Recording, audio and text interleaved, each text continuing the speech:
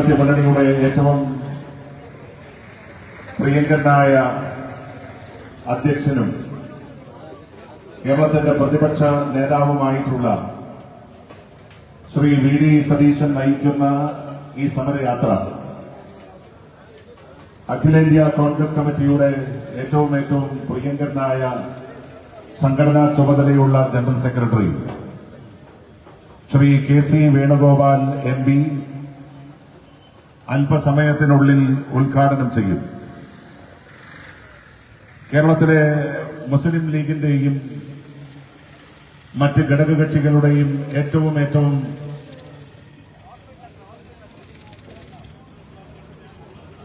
പ്രഗത്ഭരായ നേതാക്കളെല്ലാം ഈ ജാഥയുടെ ഉദ്ഘാടന സമ്മേളനത്തിൽ അണിചേരും. സപ്തഭാഷാ സംഗമഭൂമിയായ ഈ കാസർഗോഡിന്റെ മണ്ണിൽ നിന്ന് ഇന്ന് ആരംഭിക്കുന്ന ജാഥ കേരളത്തിലെ 140 നിയമസഭാ നിയോജക മണ്ഡലങ്ങളിലെയും സ്വീകരണങ്ങൾ ഏറ്റുവാങ്ങി തിരുവനന്തപുരത്ത് സമാപിക്കും. ഈ ജാഥ ആരംഭിക്കുന്നതിന് മുൻപ് തന്നെ ഇടതുപക്ഷ ജനാധിപത്യ മുന്നണിയുടെ ഒരു ജാഥ നമ്മുടെ ഈ മണ്ണിലൂടെ കടന്നുപോയ വിവരം ഒരുപക്ഷെ മാധ്യമങ്ങളിലൂടെയെങ്കിലും നിങ്ങൾ അറിഞ്ഞു കാണും എന്നാണ് ഞാൻ കരുതുന്നത്. യേശുദേവന് മുമ്പ് സ്നാപന്ന യോഹന്നാൻ എന്ന് പറയുന്നത് പോലെ ഐക്യ ജനാധിപത്യ മുന്നണിയുടെ ജാഥ ഈ കേരളത്തെ ത്രസിപ്പിക്കാനും കൊടുമ്പിരി കൊള്ളിക്കാനും കടന്നു വരുന്നുണ്ട് എന്ന് കേരള ജനതയെ അറിയിക്കാനുള്ള കേവലമൊരു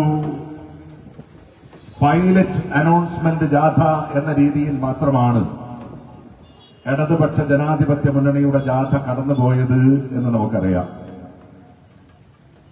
കേരളത്തിന്റെ മുഖ്യമന്ത്രി സമാനതകളില്ലാത്ത രീതിയിൽ അതിന്റെ ഉദ്ഘാടന സമ്മേളനത്തിൽ ഏകദേശം 1.5 മണിക്കൂർ സമയമാണ് പ്രസംഗിച്ചത്. പക്ഷേ ആ 1.5 മണിക്കൂർ അദ്ദേഹത്തിന്റെ പ്രസംഗം അവസാനിപ്പിക്കുമ്പോഴേക്കും ഈ കന്നഡയും തുളുവും ബ്യാരിയും മലയാളവുമെല്ലാം സമഞ്ജസമായി സമ്മേളിക്കുന്ന ഈ മണ്ണിൽ അദ്ദേഹം പ്രസംഗിച്ച വേദിയുടെ അവസ്ഥ നിങ്ങളെല്ലാവരും കണ്ടു കാണും എന്നാണ് ഞാൻ കരുതുന്നത്. കേരളത്തിന്റെ മുഖ്യമന്ത്രി ഉദ്ഘാടന പ്രസംഗം കഴിഞ്ഞ് ആ വേദിയിൽ സംസാരിക്കാൻ എഴുന്നേറ്റത് ആ ജാഥ നയിക്കുന്ന കേരളത്തിലെ CPM-ന്റെ സംസ്ഥാന സെക്രട്ടറി കൂടിയായിട്ടുള്ള ശ്രീ ഗോവിന്ദൻ മാഷായിരുന്നു. പക്ഷെ ഗോവിന്ദൻ മാഷ് സംസാരിക്കാൻ എഴുന്നേറ്റ് അപ്പോഴേക്കും ആ വേദിയുടെ മഹാഭൂരിപക്ഷം മേഖലകളിൽ നിന്നും അണികളാണ് എന്ന് നമ്മൾ കരുതിയ ആളുകൾ എഴുന്നേറ്റുപോയ ദയനീയമായ ചിത്രം ആ ജാഥയുടെ ഉദ്ഘാടന സമ്മേളനത്തിൽ നമ്മൾ കണ്ടു. ജാഥയുടെ ഉദ്ദേശ ലക്ഷ്യങ്ങളെക്കുറിച്ച് വിവരിക്കാൻ ഉത്തരവാദപ്പെട്ട ആ ജാഥ കേരളത്തിന്റെ പൊതുസമൂഹത്തിന്റെ മുമ്പിൽ അവതരിപ്പിക്കാൻ ആഗ്രഹിക്കുന്ന അജണ്ടയെക്കുറിച്ച്, മുദ്രാവാക്യത്തെക്കുറിച്ച്, വിഷയങ്ങളെക്കുറിച്ച് സംസാരിക്കാൻ ഉത്തരവാദപ്പെട്ട ജാഥാ നായകൻ വെറും 3 മിനിറ്റ് കൊണ്ട് ചരിത്രത്തിൽ പ്രസംഗം അവസാനിപ്പിക്കുന്ന അത്യപൂർവമായ കാഴ്ചയ്ക്കും ഈ മണ്ണ് സാക്ഷ്യം വഹിച്ചു. സത്യത്തിൽ എന്ത് ഗതികേടാണ് ഇടതുപക്ഷ ജനാധിപത്യ മുന്നണിയെ ബാധിച്ചത് എന്ന് ചോദിച്ചാൽ,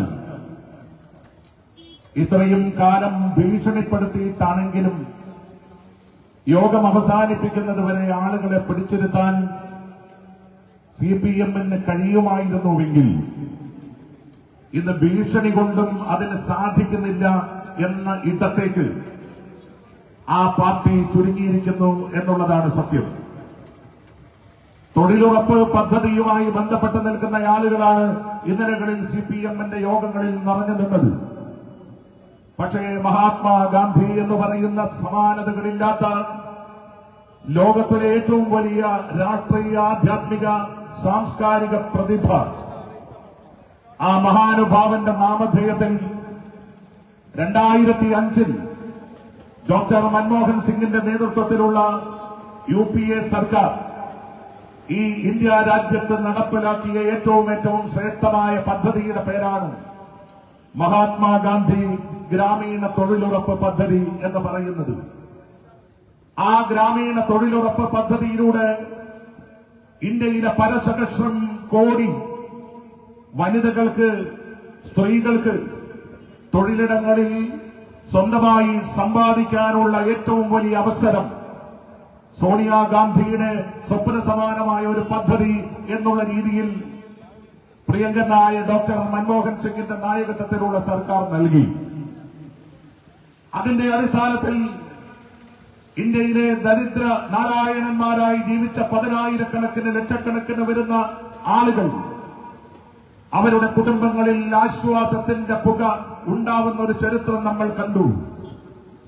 അടുക്കളയിൽ നിന്ന് അരങ്ങത്തേക്ക് എന്ന VT ഭട്ടതിരിപ്പാടിന്റെ വാക്കുകൾ അന്വർത്ഥമാക്കുന്ന രീതിയിൽ ഇന്ത്യയിലെ സാധാരണ ഗ്രാമങ്ങളിൽ പുകയോടും അടുപ്പിനോടും മല്ലിട്ട് മാത്രം ജീവിക്കേണ്ടി വന്ന ലക്ഷക്കണക്കിന് സ്ത്രീകൾ തൊഴിലിടങ്ങളിലേക്ക് പാഞ്ഞു പോവുകയും അവിടെ തൊഴിൽ ചെയ്ത് അവരുടെ കുടുംബത്തിന്റെ ഏറ്റവും വലിയ ജീവനോപാധിയായ വരുമാനം കണ്ടെത്തുകയും അതുവഴി അതിദാരിദ്ര്യത്തിന്റെ പടുകുഴിയിൽ നിന്ന് ഏറ്റവും ശ്രേഷ്ഠമായ ജീവിത വഴികളിലേക്ക് കടന്നു വരികയും ചെയ്യുന്ന അഭൂതപൂർവമായ കാഴ്ച ഈ 2005 മുതൽ 2025 വരെ ഇന്ത്യ രാജ്യത്ത് നമ്മൾ കണ്ടു. കോൺഗ്രസിന്റെ സ്വപ്നതുല്യമായ പദ്ധതി ഡോക്ടർ മൻമോഹൻ സിംഗ് ഈ രാജ്യത്തെ സ്ത്രീകൾക്ക് വേണ്ടി നടപ്പിലാക്കിയ പദ്ധതി, UPA സർക്കാർ കൊണ്ടുവന്ന ആ പദ്ധതി കേരളത്തിൽ നടപ്പിലാക്കി വന്നപ്പോ അതിന്റെ ഏറ്റവും പ്രധാനപ്പെട്ട ലൈസനിങ് ഏജന്റ് എന്നുള്ള രീതിയിൽ ഗ്രാമപഞ്ചായത്തുകൾ പ്രവർത്തിച്ചപ്പോ, ബ്ലോക്ക് പഞ്ചായത്തുകൾ പ്രവർത്തിച്ചപ്പോ, ജില്ലാ പഞ്ചായത്തുകൾ പ്രവർത്തിച്ചപ്പോ ഇതെല്ലാം കേന്ദ്ര ഗവൺമെന്റിന്റെ പദ്ധതിയാണ് എന്ന് പറയുന്നതിന് പകരം ഇതെല്ലാം നിങ്ങൾക്ക് നൽകുന്നത് കേരളത്തിലെ പിണറായി സർക്കാരാണ് എന്ന് പറഞ്ഞുകൊണ്ട് അവരെ എല്ലാം ഭീഷണിപ്പെടുത്തുന്ന സാഹചര്യം ഈ കേരളത്തിന്റെ മണ്ണിലുണ്ടായി. ഇന്ന് നിങ്ങൾ പരിപാടിക്ക് വന്നില്ല എങ്കിൽ, ജാഥയിൽ പങ്കെടുത്തില്ലെങ്കിൽ, പൊതുസമ്മേളനത്തിൽ പങ്കെടുത്തില്ല എങ്കിൽ നാളെ തൊഴിലിടങ്ങളിലേക്ക് പോകാൻ നിങ്ങൾക്ക് സാധിക്കില്ല എന്ന് ഈ കേരളത്തിലെ പരസഹസ്രം സാധാരണ സ്ത്രീകളോട് ഇടതുപക്ഷ ജനാധിപത്യ മുന്നണി വിശിഷ്യ CPM ഈ കേരളത്തിന്റെ മണ്ണിൽ പറയുന്ന സാഹചര്യമുണ്ടായി. പക്ഷേ കേരളത്തിലെ സ്ത്രീകൾക്കൊരു കാര്യം മനസ്സിലായി. ഒരു നാണയത്തിന്റെ 2 വശം പോലെ പ്രവർത്തിക്കുകയാണ് കേരളത്തിലെ ഇടതുപക്ഷ ജനാധിപത്യ മുന്നണിയും കേന്ദ്രത്തിലെ NDA സർക്കാരും. ഈ 2 സർക്കാരുകളും ആഗ്രഹിക്കുന്ന ഏറ്റവും പ്രധാനപ്പെട്ട കാര്യം ഈ പദ്ധതി എന്ത് വില കൊടുത്തും അവസാനിപ്പിക്കുക എന്നുള്ളതാണ്. അവസാനിപ്പിക്കാൻ തീരുമാനിച്ചു. ആ തീരുമാനിച്ചതിന്റെ അടിസ്ഥാനത്തിൽ കേന്ദ്രം ഭരിക്കുന്ന നരേന്ദ്രമോദി സർക്കാർ ഒരു നിയമം കൊണ്ടുവന്നു. ആ നിയമത്തിൽ അവർ വളരെ കൃത്യമായി പറഞ്ഞു, ഇവിടെ ഇനി ഈ ഗ്രാമീണ തൊഴിലുറപ്പ് പദ്ധതി, മഹാത്മാഗാന്ധി ഗ്രാമീണ തൊഴിലുറപ്പ് പദ്ധതി, ആ പദ്ധതിയുടെ പേര് ഞങ്ങൾ മാറ്റുകയാണ്. ആ പേരിൽ നിന്ന് മഹാത്മാഗാന്ധി എന്ന് പറയുന്ന മതിച്ചു വരുന്ന ഒരാളെ 3 മണി കൊണ്ട് നിയന്ത്രിക്കുന്ന പാപ്പാനെ പോലെ സൂര്യനസ്തമിക്കാത്ത ബ്രിട്ടീഷ് സാമ്രാജ്യത്തിനെതിരെ സത്യവും സത്യാഗ്രഹവും അഹിംസയും സമരായുധമാക്കി പോരാട്ടത്തിന്റെ രണഭേരി മുടക്കിയ മഹാനായ മഹാത്മാഗാന്ധിയുടെ നാമധേയം ആ പദ്ധതിയിൽ നിന്ന് മാറ്റിവെക്കാൻ NDA സർക്കാർ, ഭാരതീയ ജനതാ പാർട്ടിയുടെ സർക്കാർ തീരുമാനിച്ചു. അത് മാത്രമല്ല, ഇനി ഈ പദ്ധതി നടപ്പിലാക്കുമ്പോ ഡോക്ടർ മൻമോഹൻ സിംഗ് നൽകിയത് 100% ഫണ്ടാണ്. ആ ഫണ്ട് നേരിട്ട് അതിന്റെ നോഡൽ ഏജൻസികളിലേക്ക് ബ്രോക്കർമാരില്ലാതെ എത്തിച്ച് അത് നേരിട്ട് ഈ നാട്ടിലെ സ്ത്രീകളുടെ കൈകളിൽ ഏൽപ്പിക്കുന്ന പദ്ധതിയായിരുന്നു നമ്മൾ നടപ്പിലാക്കിയത്. പക്ഷെ നരേന്ദ്രമോദി പറഞ്ഞു, ഭാരതീയ ജനതാ പാർട്ടി പറഞ്ഞു, NDA സർക്കാർ പറഞ്ഞു, ഇനി 60% ഞങ്ങൾ വഹിക്കും, 40% അത് കേരളം വഹിക്കണം എന്നാവശ്യപ്പെട്ടു. സ്വാഭാവികമായും ഉണ്ടായ സ്ഥിതി എന്താണ്? 60,000 കോടി രൂപയുടെ കടക്കണിയിൽ ജീവിക്കുന്ന ഒരു സർക്കാർ ശ്രീ ഉമ്മൻചാണ്ടി കേരളം ഭരിച്ച് പുറത്തു പോകുമ്പോ EMS നമ്പൂതിരിപ്പാട് മുതൽ ഈ ഉമ്മൻചാണ്ടി വരെയുള്ള സർക്കാരുകളുടെ കാലഘട്ടത്തിൽ 1950-കൾ മുതൽ ഏറ്റവും അവസാനത്തെ ഉമ്മൻചാണ്ടിയുടെ സർക്കാർ, ആ സർക്കാർ പുറത്തു പോകുമ്പോ നമ്മുടെ പൊതുകടം എന്ന് പറയുന്നത് 1.5 ലക്ഷം കോടി രൂപയായിരുന്നു. പക്ഷെ ഇന്ന് ആ പൊതുകടം എന്ന് പറയുന്നത് 60,000 കോടി രൂപയിലേക്ക് വെറും 10 വർഷം കൊണ്ട് മാറ്റിയെടുക്കാൻ ഇടതുപക്ഷ ജനാധിപത്യ മുന്നണിക്ക് സാധിച്ചു. അങ്ങനെയുള്ള സർക്കാർ കേരളത്തിലെ തൊഴിലിടങ്ങളിൽ ഈ തൊഴിലുറപ്പ് പദ്ധതിയിൽ പങ്കെടുക്കുന്ന സ്ത്രീകൾക്ക് ആനുകൂല്യം നൽകാൻ, അവരുടെ റെമുനറേഷൻ നൽകാൻ, അവരുടെ വിഹിതം നൽകാൻ സാധിക്കില്ല എന്ന സത്യം കേരളത്തിലെ സ്ത്രീകൾ മനസ്സിലാക്കി. സ്വാഭാവികമായും ഇത്തവണ നിങ്ങൾ വികസന മുന്നേറ്റ ജാഥ എന്നാണ് പേരിട്ടത്. ആ വികസന മുന്നേറ്റ ജാഥ കണ്ടപ്പോ കേരളത്തിലെ സ്ത്രീകൾക്കൊരു കാര്യം മനസ്സിലായി, കേരളത്തിലെ യുവജനങ്ങൾക്കൊരു കാര്യം മനസ്സിലായി, കേരളത്തിലെ സാധാരണക്കാരായ ആളുകൾക്കൊരു കാര്യം മനസ്സിലായി. ഈ നാട്ടിലെ പട്ടിണി പാവങ്ങളായ ആളുകൾ, ജീവിതത്തിന്റെ രണ്ടറ്റം കൂട്ടിമുട്ടിക്കാൻ ശ്രമിക്കുന്ന ആളുകൾ, അവർക്കൊരു കാര്യം മനസ്സിലായി.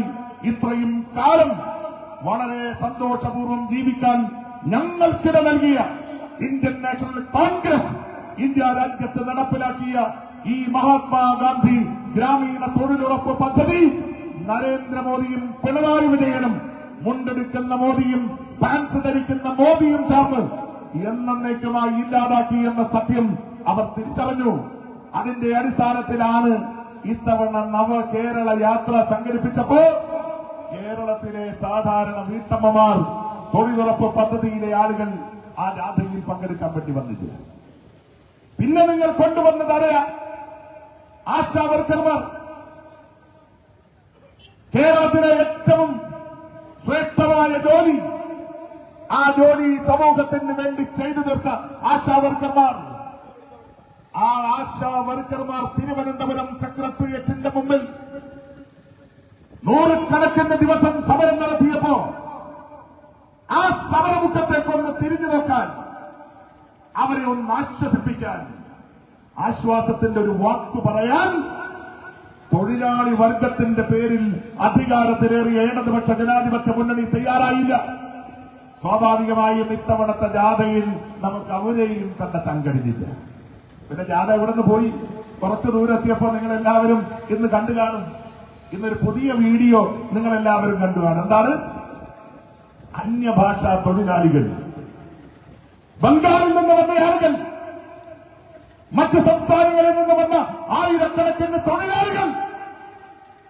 ആ തൊഴിലാളികളെ ഒരു സഖാവ് പോയി നൂറുകണക്കിന് അന്യഭാഷാ തൊഴിലാളികളെ നിർത്തുകയാണ്.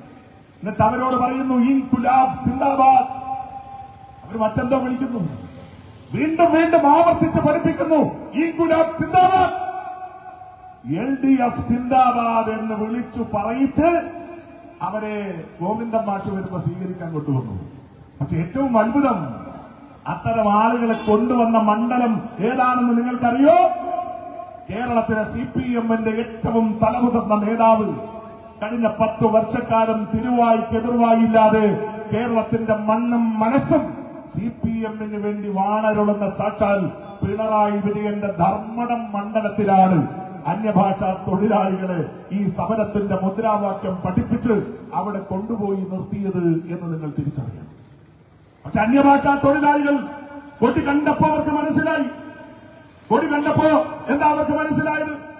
ഈ നാട്ടിലേക്ക് വരാൻ അവരെ പ്രാപ്തമാക്കിയ കൊടി, ഈ നാട്ടിലേക്ക് ഈ പൊള്ളുന്ന വെയിലിൽ, ഈ പൊള്ളുന്ന കാലാവസ്ഥയിൽ ജീവിതത്തിന്റെ രണ്ടർത്ഥം കൂട്ടിമുട്ടിക്കാൻ പശ്ചിമ ബംഗാളിന്റെ മണ്ണിൽ നിന്ന് ഈ കേരളത്തിലേക്ക് വരാൻ കാരണഭൂതമായി മാറിയ ആ ചുവന്ന അരിവാൾ ചുറ്റിക നക്ഷത്രം കണ്ടപ്പോ അവർക്ക് കാര്യം മനസ്സിലായി.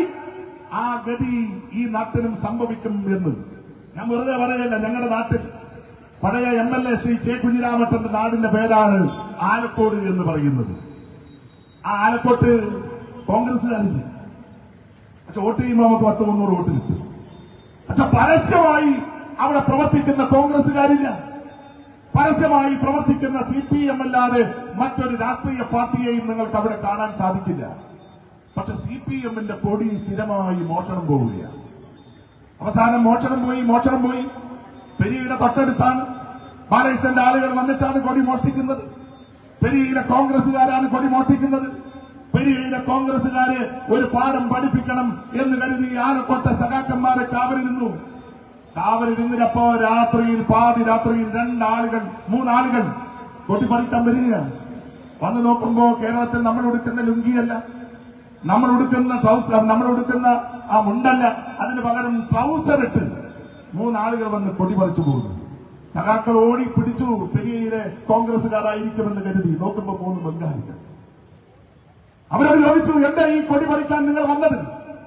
ആരാണ് ഈ കൊടി പറിക്കാൻ നിങ്ങളെ ഇവിടത്തേക്ക് പറഞ്ഞയച്ചത് എന്ന് ചോദിച്ചപ്പോ അവർ പറഞ്ഞു, ആരും പറഞ്ഞിട്ടല്ല ഞങ്ങൾ വന്നത്.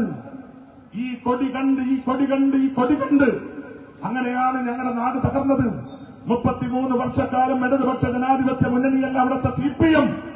ആ CPM ഭരിച്ചതിന്റെ ഗതികേടിന്റെ പേരിലാണ് ഞങ്ങൾക്ക് ഇവിടെ വന്നത്. അതുകൊണ്ട് ഈ കൊടിയുടെ പേരിൽ ഈ നാടിനെ തകർക്കാൻ ഞങ്ങൾ അനുവദിക്കില്ല എന്ന് പറഞ്ഞ ബംഗാളികളെ എന്റെ നാട്ടിൽ ഞാൻ കണ്ടിട്ടുണ്ട്. ആ ബംഗാളികളെയാണ് നിങ്ങൾ യോഗത്തിൽ സംബന്ധിപ്പിക്കാൻ വേണ്ടി കൊണ്ടുവരുന്നത്. ആ ബംഗാളികളെ, ആ അന്യഭാഷാ തൊഴിലാളികളെ പങ്കെടുപ്പിച്ചുകൊണ്ടാണ് കേരളത്തിലുടനീളം നിങ്ങൾ വികസന മുന്നേറ്റ ജാഥ നടത്തുന്നത്. ആ വികസന മുന്നേറ്റ ജാഥയെ സ്വീകരിക്കാൻ, ആ വികസന മുന്നേറ്റ ജാഥയെ അംഗീകരിക്കാൻ, നിങ്ങൾ പറയുന്ന മുദ്രാവാക്യം കേൾക്കാൻ, നിങ്ങൾ പറയുന്ന വാക്കുകൾ കേൾക്കാൻ ഇവിടത്തെ കേരളത്തിലെ ജനങ്ങൾ തയ്യാറാവില്ല എന്നുള്ളത് ഈ ജാഥ പാതി വഴി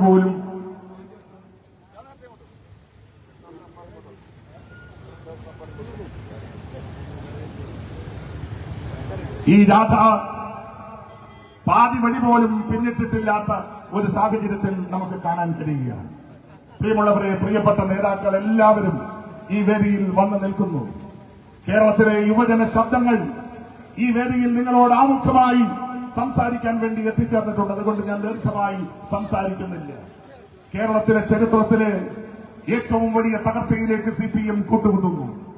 കേരളം കണ്ട ഏറ്റവും വലിയ രാഷ്ട്രീയ ദുരന്തം CPM-നെ നോക്കി കൊഞ്ഞനം കുത്തുന്ന ഈ സന്ദർഭത്തിൽ കേരളത്തിലെ ജനങ്ങളെ നേരിട്ട് കാണാൻ, അവരുടെ വിഷയങ്ങൾ പഠിക്കാൻ,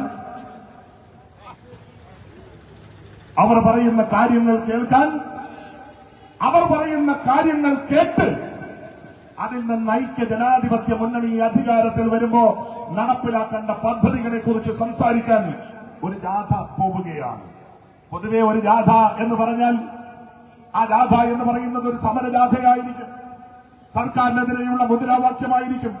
പക്ഷെ സർക്കാരിനെതിരെയുള്ള മുദ്രാവാക്യം എന്നതിനപ്പുറം, ഒരു സമരജാഥ എന്നതിനപ്പുറം അടുത്ത വർഷങ്ങളിൽ കേരളത്തിന്റെ മണ്ണിലും മനസ്സിലും നടപ്പിലാക്കാൻ ആഗ്രഹിക്കുന്ന പദ്ധതികൾ, ആ പദ്ധതികൾ കേരളത്തിലെ ജനങ്ങളോട് സംബന്ധിച്ച് ജനങ്ങൾ പറയുന്ന ആഗ്രഹം, ജനങ്ങൾ പറയുന്ന വിശ്വാസം, ജനങ്ങൾ പറയുന്ന പദ്ധതി, ആ പദ്ധതികളെല്ലാം കേട്ട് 2026 ഒരു ഐക്യ ജനാധിപത്യ മുന്നണി സർക്കാർ അധികാരത്തിൽ വരുമ്പോ ആ സർക്കാർ നടപ്പിലാക്കേണ്ട മാനിഫെസ്റ്റോ, ആ മാനിഫെസ്റ്റോ എന്താണ് എന്ന് കേരളത്തിലെ ജനങ്ങളുമായി സംവദിക്കാനുള്ള ജാഥയാണ് ശ്രീ VD സതീശന്റെ നേതൃത്വത്തിൽ പോകുന്നത്. പ്രിയമുള്ളവരെ, കേരളത്തിലെ കോൺഗ്രസ് പ്രസ്ഥാനത്തിന്റെ അഭിമാനം, കേരളത്തിലെ കോൺഗ്രസ് പ്രസ്ഥാനത്തിന് ദീർഘകാലം അതിശക്തമായ നേതൃത്വം നൽകിയിട്ടുള്ള എന്റെയൊക്കെ പ്രിയപ്പെട്ട നേതാവ്, നമ്മുടെ പ്രിയങ്കരായ നേതാവ് ശ്രീ ബെന്നി ബെഹനാൻ MP, അതുപോലെ തന്നെ നമ്മുടെ പ്രിയപ്പെട്ട ശ്രീമതി രമ്യ ഹരിദാസ്, ജില്ലാ കോൺഗ്രസ് കമ്മിറ്റിയുടെ പ്രസിഡന്റ് ശ്രീ PK ഫൈസൽ ഉൾപ്പെടെയുള്ള നേതാക്കന്മാരെല്ലാം ഈ വേദിയിലേക്ക് വന്നുകൊണ്ടേയിരിക്കുകയാണ്. അവരെല്ലാം നിങ്ങളോട് സംസാരിക്കും. പ്രിയമുള്ളവരെ, ഒറ്റ കാര്യം മാത്രമേ സൂചിപ്പിക്കാനുള്ളൂ. ഏപ്രിൽ മാസത്തിൽ കേരളത്തിൽ ഒരു തെരഞ്ഞെടുപ്പ് നടക്കുമ്പോ കേരളത്തിലെ 140 നിയമസഭാ നിയോജക മണ്ഡലങ്ങളിൽ ഉജ്ജ്വലമായ പോരാട്ടം നടക്കുമ്പോ ആ പോരാട്ടത്തിൽ ഐക്യ ജനാധിപത്യ മുന്നണിയെ 100-ലധികം സീറ്റുകളുമായി അധികാരത്തിലെത്തിക്കാനുള്ള ഏറ്റവും വലിയ പ്രവർത്തനങ്ങളുമായി മുന്നോട്ടു പോകാൻ നിങ്ങൾക്കെല്ലാവർക്കും സാധിക്കട്ടെ എന്ന് ആത്മാർത്ഥമായി ആഗ്രഹിച്ചുകൊണ്ട് ശ്രീ VD സതീശൻ MLA യുടെ നേതൃത്വത്തിൽ, പ്രതിപക്ഷ നേതാവിന്റെ നേതൃത്വത്തിൽ കേരളത്തിലെ ഐക്യജനാധിപത്യ മുന്നണിയുടെ ഏറ്റവും പ്രഗത്ഭരായ ഘടകകക്ഷി നേതാക്കന്മാരുടെ ഉജ്ജ്വലമായ നായകത്വത്തിൽ കേരളത്തിലുടനീളം സഞ്ചരിക്കാൻ വേണ്ടി ഇന്ന് ഇവിടെ നിന്ന് ആരംഭിക്കുന്ന ഈ പുതുയുഗ യാത്രയ്ക്ക് എല്ലാവിധ അഭിവാദ്യങ്ങളും നേർന്നുകൊണ്ട് ഞാൻ എന്റെ വാക്കുകൾ നിർത്തുന്നു. നിങ്ങൾക്ക് നമസ്കാരം. ജയ് UDF.